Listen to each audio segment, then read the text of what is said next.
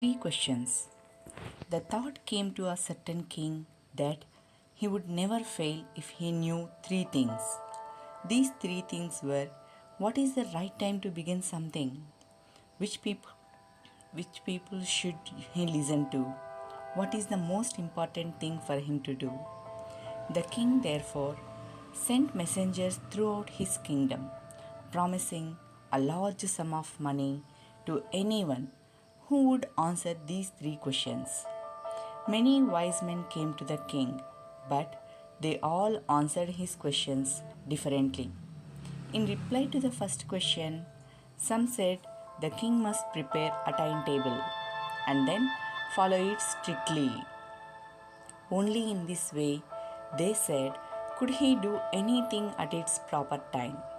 Others said that it was impossible to decide in advance the right time for doing something. The king should notice all that was going on, avoid foolish pleasures, and always do whatever seemed necessary at the time.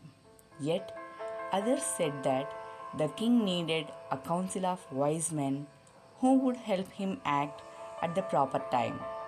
This was because one man would find it impossible to decide correctly without help from others the right time for every action. But then others said that there were some things which could be urgent. These things could not wait for the decision of the council. In order to decide the right time for doing something, it is necessary to look into the future, and only magicians could do that. The king, therefore, would have to go to magicians. In their answers to the second question, some said that the people most necessary to the king were his counselors. Others said the priests.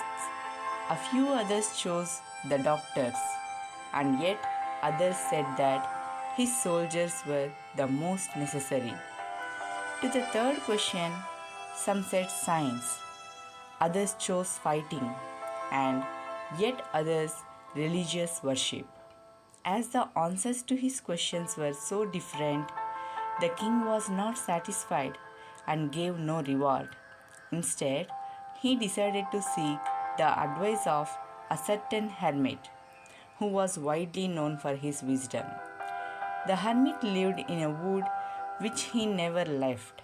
He saw no one but simple people, and so the king put on ordinary clothes. Before he reached the hermit's hut, the king left his horse with his bodyguard and went on alone. As the king came near the hermit's hut, he saw the hermit digging the ground in front of his hut. He greeted the king and continued digging. The hermit was old and weak, and as he worked, he breathed heavily. The king went up to the hermit and said, I have come to you, wise hermit, to ask you to answer three questions. How can I learn to do the right thing at the right time? Who are the people I need most? And what affairs are the most important? The hermit listened to the king but did not speak. He went on digging. You are tired, said the king. Let me take the spade and work in your place. Thanks, said the hermit, giving the king his spade. Then he sat down on the ground. When the king had dug two beds, he stopped and repeated his questions. The hermit gave no answer, but stood up, stretching out his hand for the spade, and said, Now you rest and let me work. But the king did not give him the spade and continued to dig. 1 hour passed, then another. The sun went down behind the trees, and at last the king stuck the spade into the ground and said, I came to you, wise man, for an answer to my questions. If you can give me no answer, tell me so, and I will return home. Here comes someone running, said the hermit.